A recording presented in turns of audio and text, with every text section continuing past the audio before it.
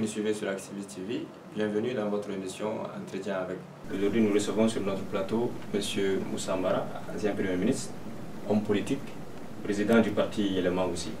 Bonjour M. Mara. Bonjour. Et bienvenue sur notre plateau. Merci bien. Alors, plus de 4 ans après son élection, le président de la République, son Excellence Ibrahim Boubacar Keïta, vient de nommer son 5e Premier ministre en la personne de M. Soumaïla Gougueye Maïga, qui a aussitôt formé son nouveau gouvernement. Alors, quelle lecture faites-vous de ce nouveau gouvernement? Bon, déjà, ce qu'il faut savoir, c'est que légalement, le président, il a le droit de constituer autant de gouvernements qu'il le souhaite. Les gouvernements, les premiers ministres ne sont que des instruments de travail pour le chef de l'État. Il est élu, il a un mandat de 5 ans. Pendant ces 5 années, il a le droit de nommer qui il veut, au poste qu'il veut, et poste qui lui reviennent de nommer selon les textes. Donc, juridiquement, il n'y a pas de problème.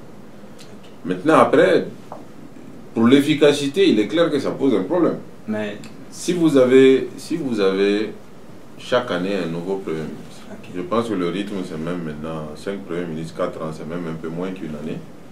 Ça veut dire que vous avez presque chaque année un recommencement, un renouvellement avec un nouveau gouvernement, avec des ministres qui changent souvent de poste, ou des ministres qui partent, qui arrivent. Ce qui fait que chaque année, on reprend à peu près à zéro. Ce n'est pas propice pour l'efficacité, ce n'est pas propice pour l'action, ce n'est pas propice pour faire des choses.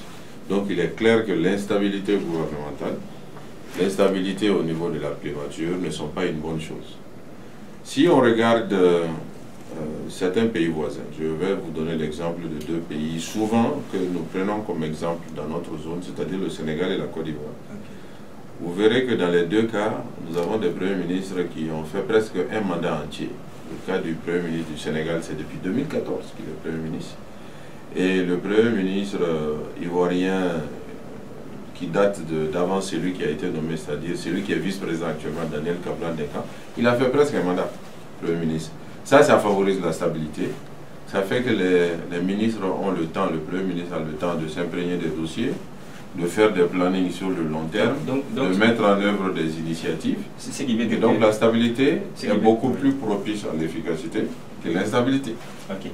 Mais par rapport au nouveau gouvernement, notamment sa composition, quoi, que pensez-vous de sa composition? Non, sincèrement, je ne me permettrai pas de faire une analyse sur la composition du gouvernement. Ne pensez-vous pas que 36 ministres, c'est un peu trop? C'est ce que je vous dis. Le précédent gouvernement, il y avait 35 ministres. Donc il n'y a pas vraiment de... Pour un pays en crise, quand même. Il n'y a pas eu vraiment de changement. Mais il y a des pays qui sont en crise et qui ont 65, 70 ministres. Hein. Le nombre peut paraître disproportionné. Je pense que je le comprends. Surtout dans un pays comme le Mali où nous avons eu dans le passé des gouvernements avec moins de 20 membres. Le Premier ministre d'alors, c'est-à-dire le président actuel Ibeka, il a dirigé des gouvernements avec moins de 20 membres. Et lui-même, je pense que si on lui demande, il dirait que ces gouvernements étaient compacts et puis il avait l'impression vraiment qu'on avançait. Maintenant, qu'est-ce qui fait qu'il a changé d'avis? Je pense que si vous avez la chance de pouvoir lui poser la question, il faut le faire. Aujourd'hui, moi personnellement, je pense que 25 membres, on peut faire un bon gouvernement malien avec 25 membres. Peut-être même un peu moins. Mais ça, c'est ce que je pense. Et moi, je ne suis pas aux affaires. Est-ce que vous ne pensez pas que ce gouvernement est une sorte de partage de gâteau, par exemple? Quand on voit que des ministres changent de poste chaque fois, il y en a qui partent, il y en a qui ne partent jamais depuis plus de 4 ans. Bon, est-ce qu'on n'a pas l'impression qu'il y a un partage de gâteau qui est... Il y en a qui partent, il y en a qui ne partent pas. Alors, s'il y en a qui partent, est-ce que c'est ça le partage de gâteau? Ou s'il y en a qui ne partent pas, c'est le partage de gâteau? Moi, je ne comprends pas votre logique. Par exemple, la création des ministères comme le ministère des collectivités, le ministère du développement local, est-ce qu'on ne peut pas scinder ces 2 ministères-là, par exemple? Non, les regrouper, vous voulez dire. Les regrouper, justement. S'ils étaient ensemble, apparemment, puisque ce sont les prérogatives du ministre Alassane Moussa qui ont sans doute été divisées. Vous savez, un ministère est politique. C'est ce qu'il faut comprendre. Donc, le chef de l'État, le président et le Premier ministre, au moment où ils forment le gouvernement, en fonction du contexte politique, des contingences politiques, des décisions, des choix, des anticipations, des calculs quelquefois, il met en place le gouvernement. Le plus important, pour moi, quel que soit le gouvernement mis en place, c'est que ça soit efficace. c'est qu'on réponde aux aspirations des Maliens, les questions de sécurité, les questions de santé. Est-ce que ce gouvernement va pouvoir le faire? Justement. Attendons quelques mois pour voir. Ok, est-ce que vous pensez que ce gouvernement pourra relever Mais attendons quelques mois pour voir. Ils sont là depuis 3 jours. Ok, merci. Monsieur le Premier ministre, le Mali a signé un accord de paix il y a de cela plusieurs années. Mais on constate que malheureusement la situation n'a pas évolué sur le terrain. Le Mali est fréquemment victime d'attaques terroristes un peu partout. Auparavant c'était au nord, maintenant il y a aussi le centre du Mali, notamment à Mopti, dans le Mopti. Qu'est-ce qui ne va pas? Parce que les groupes signataires de l'accord de paix, ils recommandent des amendes, le gouvernement accuse, les partenaires internationaux se plaignent. Alors qu'est-ce qui ne va pas? Pourquoi est-ce que jusque-là le Mali n'arrive pas à retrouver la stabilité ou marquer la signature de l'accord de paix? L'accord de paix a été signé je crois, en mai et en juin 2015, c'est-à-dire il y a 2 ans et demi. Et aujourd'hui, moi j'estime qu'il n'est pas appliqué à 10%. Donc la question, ce n'est pas tant l'accord, c'est son application. Justement. Donc, et l'accord n'a pas été appliqué. Je pense qu'il faut me donner un peu de temps pour répondre. Okay. L'accord n'a pas été appliqué pour plusieurs raisons. D'abord, l'accord, il y a 4 parties. Il y a une première partie qui porte sur les questions de gouvernance et les questions institutionnelles, où l'État malien devrait prendre des textes, des réformes, la Constitution, le Code des collectivités locales, le Code des impôts, le Code du travail. Il y a beaucoup de textes qui devraient changer. Rien n'a été fait. Okay. La Constitution, vous avez été témoin du fait qu'on l'a arrêté. Le Code des collectivités locales, le gouvernement a pris des textes, mais ces textes, au lieu d'être l'application de l'accord de paix, c'est le contraire de l'application de l'accord de paix. Donc il va falloir revenir sur ce texte. Actuellement, ils sont en train d'en parler. Donc ça veut dire que, d'abord, avant de parler de désarmement, de sécurité et autres, ce qui revient au gouvernement, les textes à changer. Ça, on n'a pas besoin d'être sur le terrain. C'est dans les bureaux de Bamako. Il faut que le gouvernement le fasse. Ça n'a pas été fait. Du coup, les groupes armés ont des arguments pour ne pas faire ce qu'ils doivent faire. Puisque l'accord, c'est un engagement de 2 parties. Bon, de 3 parties en l'occurrence de cet accord.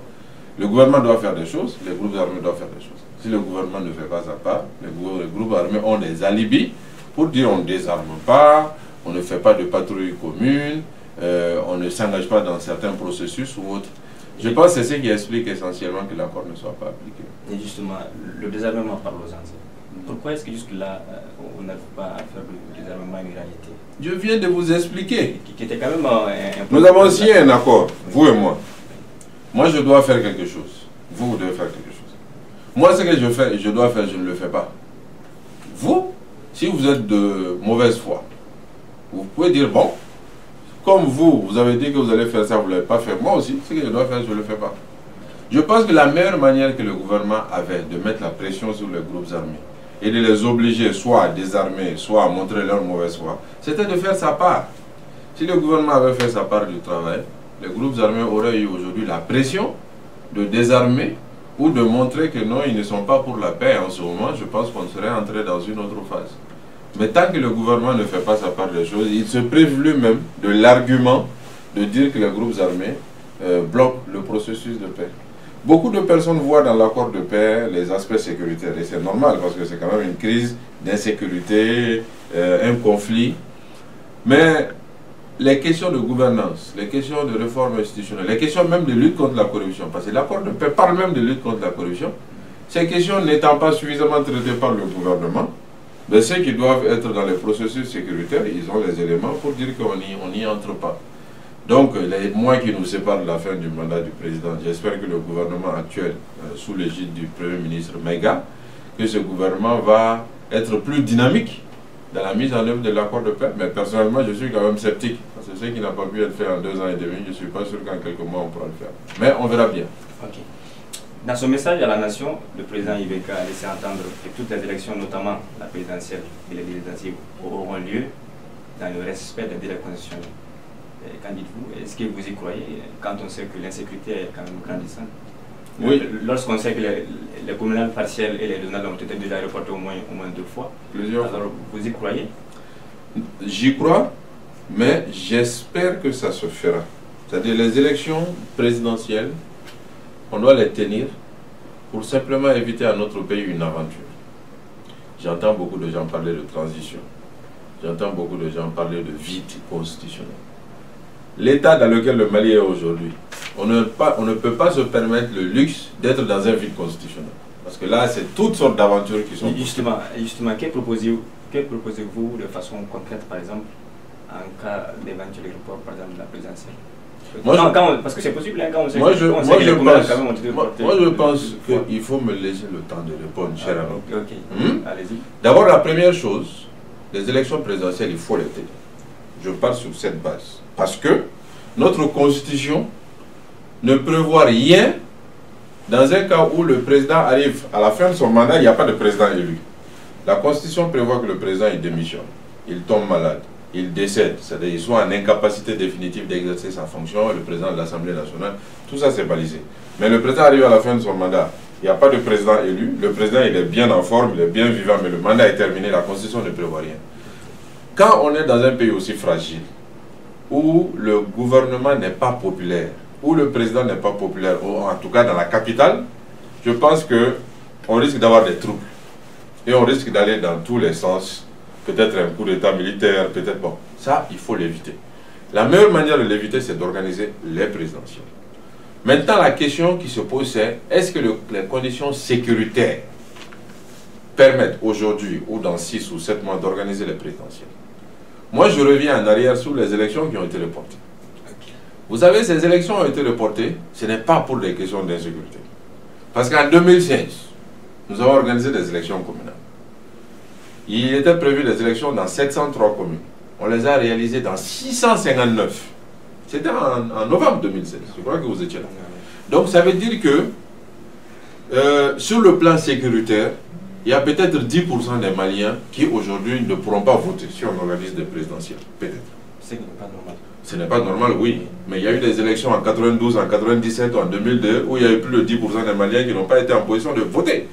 Il faut le comprendre. Nous sommes dans un pays qui a une histoire. Il faut le comprendre. Donc, si on organise des présidentielles, même sans la possibilité pour 10% des Maliens pour voter, les 90% ont la possibilité de voter. Et je pense que même les 90% ne voteront pas parce que les taux de participation dans nos élections là n'ont jamais dépassé 50% depuis 92. Depuis 92. Les élections où il y a eu le plus de participation, c'était en 2013. Et c'était 49%. Donc avec 49% des Maliens qui ont voté, nous avons considéré que nous avons fait les meilleures élections de l'histoire de notre pays. Comprenez donc que ce qu'il y a en jeu, l'importance de l'élection présidentielle, fait qu'il faut les tenir coûte que coûte. Éviter un vide au pays, permettre à la grande majorité des Maliens de voter. Et aujourd'hui, la grande majorité des Maliens pourront facilement voter les élections présidentielles comme les autres types d'élections. C'est pourquoi moi je pense qu'il faut le tenir. Et il ne faut pas s'ouvrir, il ne faut même pas envisager l'éventualité qu'il n'y ait pas d'élection. Parce qu'à commencer à l'envisager, on va commencer à broder et ouvrir la porte à ceux qui sont en train de clamer la transition. Vous savez, les transitions, le gouvernement d'union nationale, c'est ça le partage du gâteau dont vous parlez. Il faut qu'on fasse des élections. Qu'un président soit élu sur la base de son projet, que celui-là s'entoure des hommes et des femmes qu'il souhaite et qu'il gère notre pays. Je pense que c'est ça la démocratie et il faut aller dans ce sens. Il faut les tenir même si toutes les conditions ne sont pas réunies, même si, parce que pour que les résultats puissent être transparents, acceptés et acceptables, est-ce que vous pensez que si on les tient coûte que coûte, est-ce que vous pensez que cela ne pourra pas aussi aboutir à une autre crise par exemple?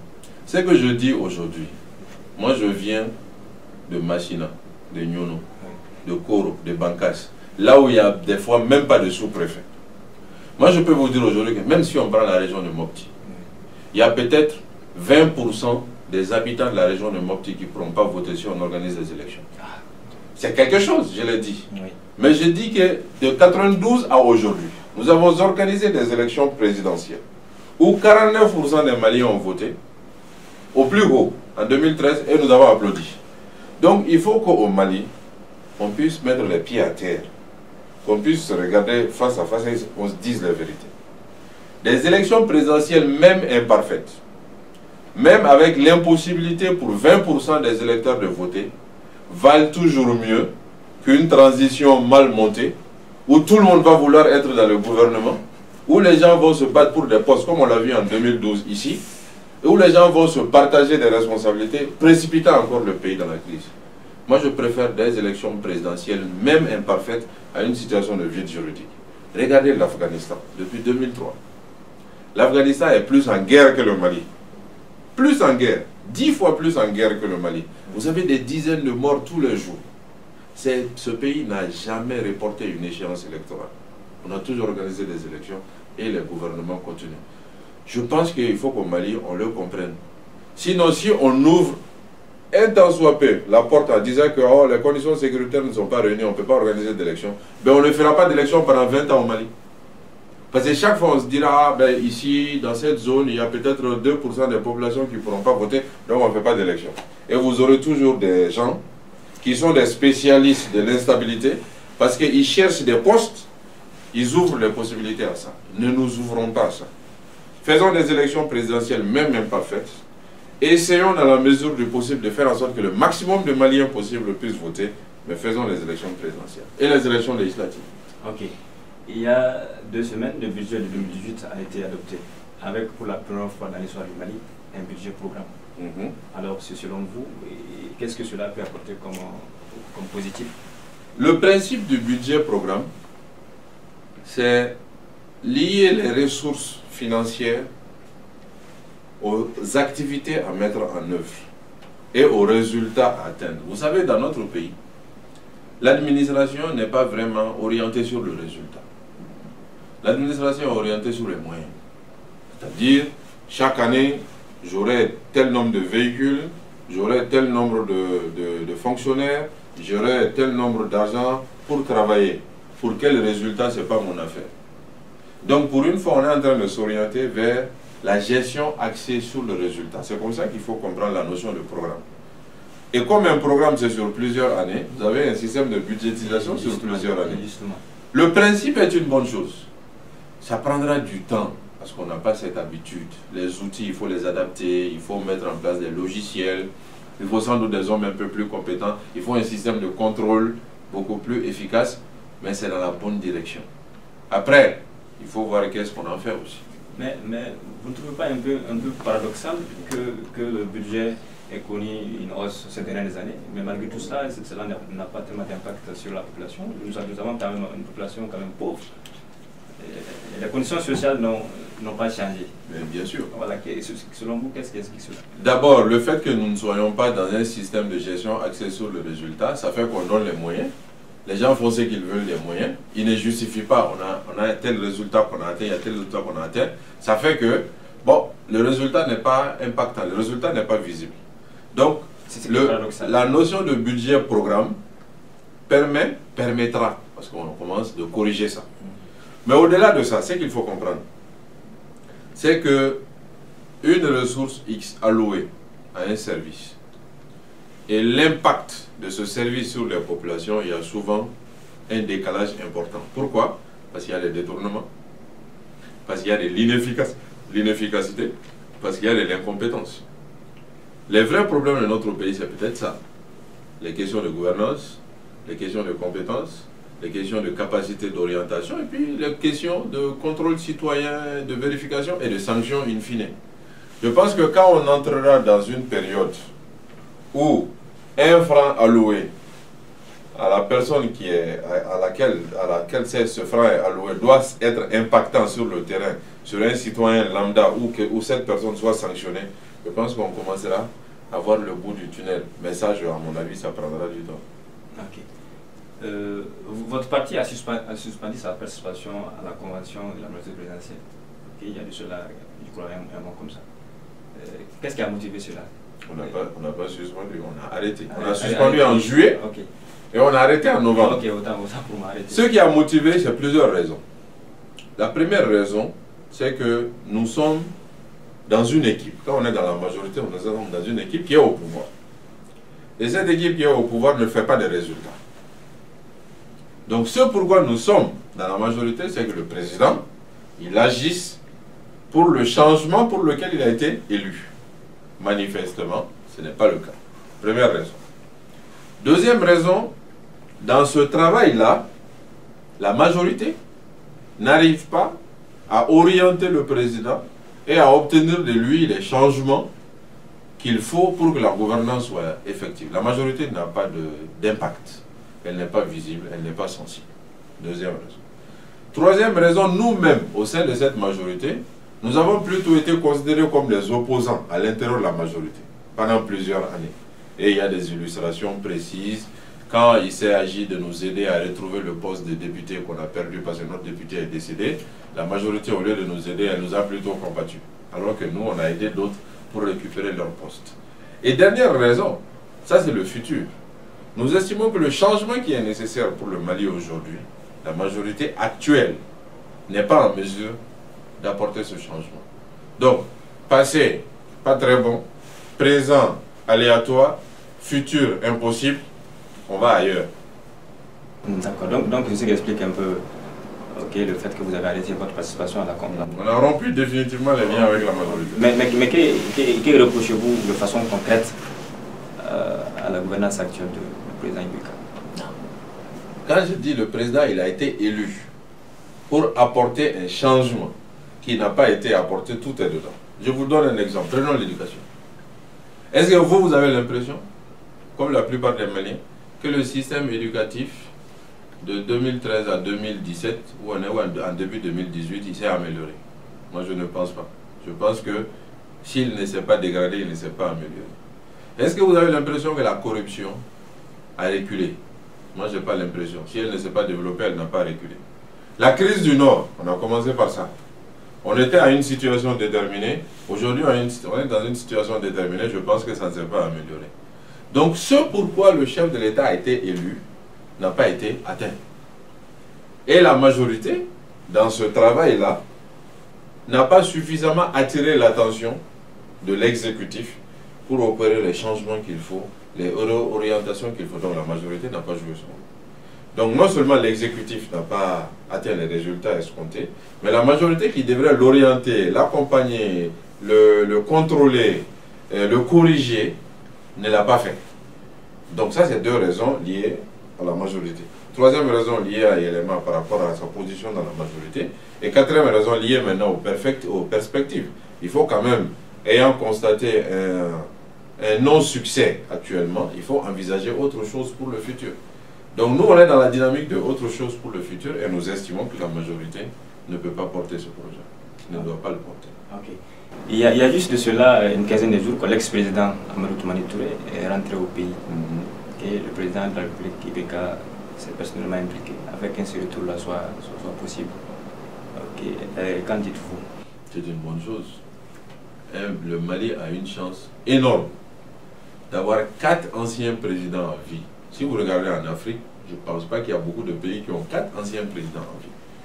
C'est chacun de ces présidents, Moussa Traoré, Alpha Omar Konaré, Djamouda Traoré, Amadou Toumani Touré, a une expérience, un parcours, une connaissance du pays qui sont utiles pour les gouvernants actuels. Le président Ibeka ou un autre président serait bien inspiré de les écouter, de les consulter de temps en temps. Donc il serait dommage qu'on ait un ancien président qui soit en exil. Je pense que c'est une bonne chose qu'il vienne et qu'il donne ou qu'il partage ses expériences avec ceux qui dirigent, si ceux-ci le souhaitent. Pensez-vous qu'il pourra jouer un grand rôle, par exemple, dans le processus de paix? Dans le processus de paix.